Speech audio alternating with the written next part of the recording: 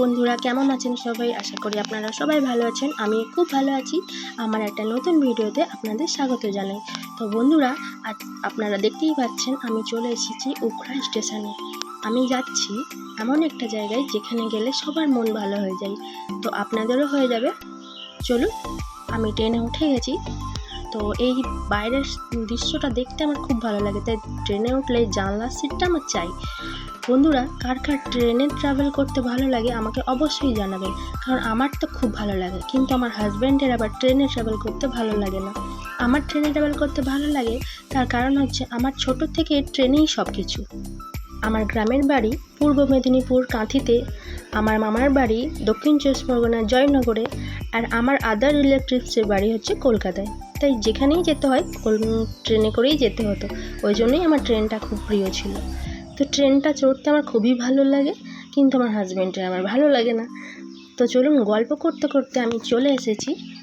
এই যে, আশা করি আপনারা জেনে গেছেন আমি কোথায় এসেছি। হ্যাঁ, আমি এসেছি শ্রী চৈতন্য মহাপ্রভুর জন্মস্থান নবদ্বীপ ধামে। তো চলুন, আমরা এবারে স্টেশন থেকে বেরিয়ে যাই। স্টেশন থেকে বেরিয়ে আমরা টোটো করে চলে যাচ্ছি জেটির ঘাটে, যেখান থেকে লঞ্চে করে আমরা মায়াপুরে যাব। নদীর এপার ওপার হতে হবে। তো জেটির ঘাটে যাওয়ার জন্য আমরা টোটো ধরে নিয়েছিলাম। এই যে আমরা চলে এসেছি জেটির ঘাটে। এখন এখানে টিকিট কাটছেন হাজব্যান্ড। তো টিকিটের 5 টাকা, জনপ্রতি 5 টাকা। এই 5 টাকাটা হচ্ছে নৌকার জন্য, আর লঞ্চে যারা চাপবে তাদের জনপ্রতি 10 টাকা। নৌকার টিকিটটা কাটিনি, কারণ কি খুব রোদ, তো আবার গরমে রোদে পারবো না, আর তাই জন্য লঞ্চে কেটেছি। রোদটা একটু কম লাগবে, তাই লঞ্চে যাচ্ছি। এই যে আমাদের লঞ্চ চলে এসেছে, লঞ্চে আমরা উঠে পড়ছি। কত ভিড় দেখুন লঞ্চের মধ্যে।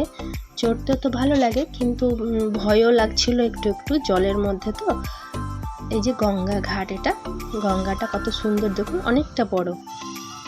তো চলুন, আমরা এবার লঞ্চে করে যাচ্ছি নবদ্বীপ থেকে মায়াপুরে। কত লোক দেখুন বন্ধুরা, ভালো লাগছিল, খুবই ভালো লাগছিল। এই যে দেখছেন বন্ধুরা, এটা হচ্ছে নৌকা। এখানে 5 টাকার টিকিট। এখানে সবাই সাইকেল বাইক নিয়ে যাচ্ছে। এরা হয়তো এটাতেই অভ্যস্ত প্রথম থেকেই। আমাদের দেখেই একটু প্রথম কেমন লাগছিল যে সাইকেল বাইক সব একসাথেই নৌকাতে। তো চলুন, আমরা এবারে নেমে পড়েছি মায়াপুরে। এই ব্রিজটা আমার খুব ভালো লাগছিল বাঁশ দিয়ে, তাই আপনাদেরকে দেখালাম।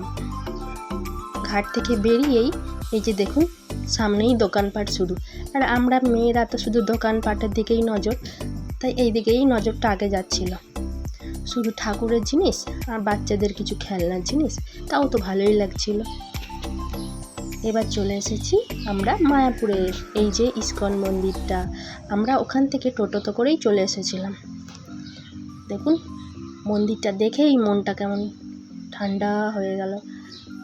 এবার আমরা যাব হোটেলে, যে ওয়েলকাম টু ইস্কন মন্দির, এখানে আমাদের হোটেল। তো খুবই নিরিবিলি শান্ত পরিবেশ, ভালো লাগছে। আমরা যখন ঢুকেছিলাম তখন দুপুর হয়ে গেছিলো, তবুও শান্ত শান্ত ভালো লাগছে। এই যে এটা হচ্ছে আমাদের হোটেল, নামহট্ট ভবন 1। তো চলুন বন্ধুরা, আপনাদেরকে আমি হোটেলটা দেখাই। অসাধারণ হোটেল, আমার তো দেখে খুবই ভালো লেগেছিল। পরিষ্কার পরিচ্ছন্ন, এত সুন্দর একটা হোটেল।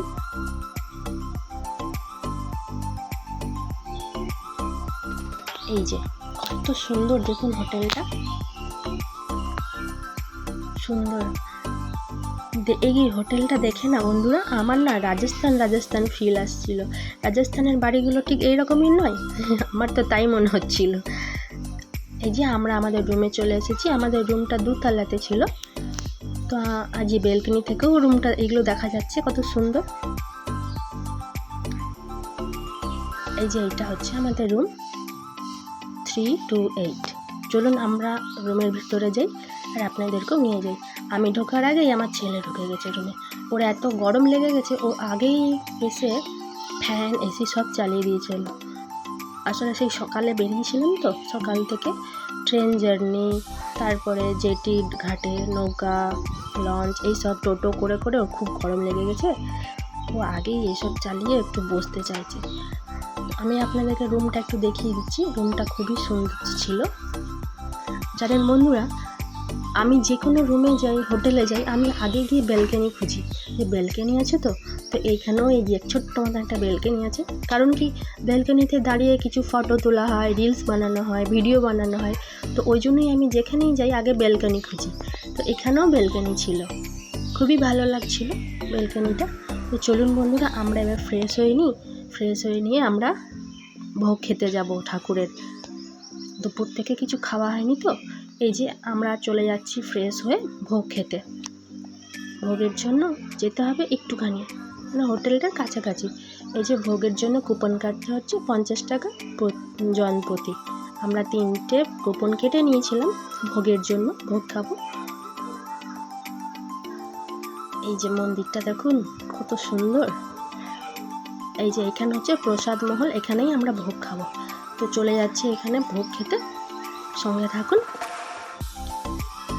এই যে খিচুড়ি দিয়ে দিয়েছে, এত খিদে লেগেছিলো বন্ধুরা। তো যাই ভোগ দিচ্ছিল মনে হচ্ছে যেন অমৃত, খুবই ভালো লাগলো খেতে। তো ভোগ খাওয়া হয়ে গিয়েছিল আমাদের। তো আমরা এবারে রুমে চলে গেছিলাম।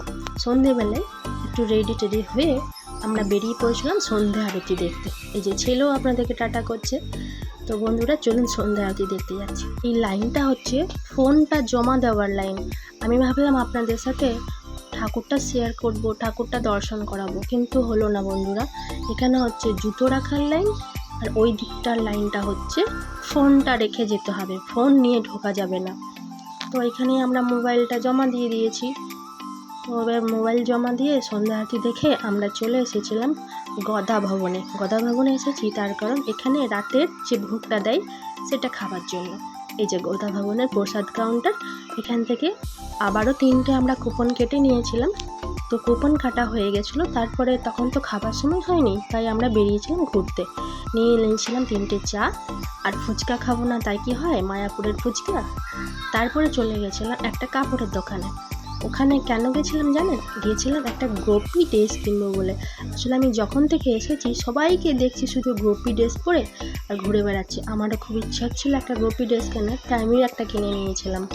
তারপরে চলে এসেছিলাম রাতের ডিনার খেতে এই যে গদা ভবনে। তো এখানকার নিয়ম হচ্ছে এই যে বুফ সিস্টেম, থালা নিয়ে নাও, ওরাই তোমার পছন্দ মতন দিয়ে দেবে যে তুমি কতটা খাবে, কী খাবে। তো আমি 2টো থালা নিয়ে নিয়েছিলাম, আর আমার ছেলেটা আগেই নিয়ে নিয়েছিল। তো এই যে আমরা নিয়ে এই যে একটা ভালো জায়গা দেখে নিয়েছি, এবার জায়গা দেখে এখানে বসে পড়েছিলাম।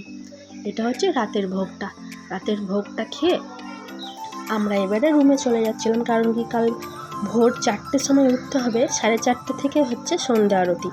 তো 4:30-র মধ্যে আমাদেরকে যেতে হবে। তো চলুন বন্ধুরা, আমরা এবারে রুমে যাচ্ছি। আমার ভিডিওটা যদি আপনাদের ভালো লেগে থাকে একটা লাইক, একটা কমেন্ট করে দেবেন, সাবস্ক্রাইব করে পাশে থাকবেন। দেখা হবে কালকে সকালে। কালকে সারা দিনটা মায়াপুরে আমি কী করবো সেটা আপনাদের সাথে অবশ্যই শেয়ার করব। আপনারা ভালো থাকবেন, সুস্থ থাকবেন, সাবধানে থাকবেন। হরে কৃষ্ণ।